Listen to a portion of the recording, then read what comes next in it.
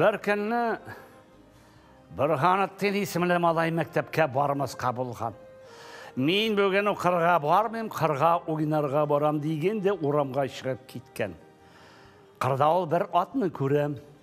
Ат янына барады, әйдә бақбай, ике ойны, көңіл ашық деген.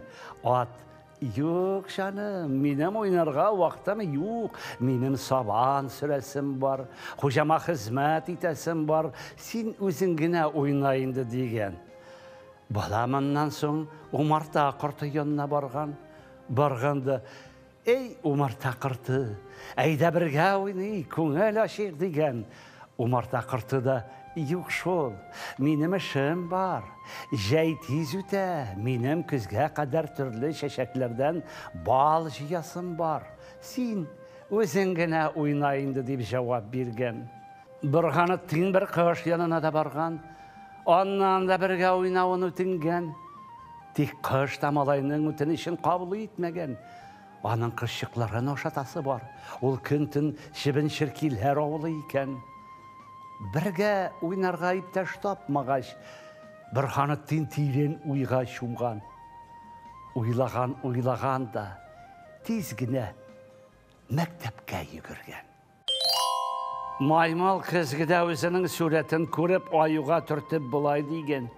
Қаралы иптәш, күзгіден инди қиефетсіз, емсіз бір хайуан ұтыра. Қаралы, аяқларын инди кекірі, езен инди шықсыз. Әгер мен шул күзгідегі нәрсеге азғын ашасам, хәсіреттен буылы бұлер едім. Менің қайбір достарымда күзгідегі бұл хайуанға ұшағанлар. Мен оларны бармақ білін санапта көрсеті алам деп сөйленген. Аю мұңа бұлай деп жауап берген.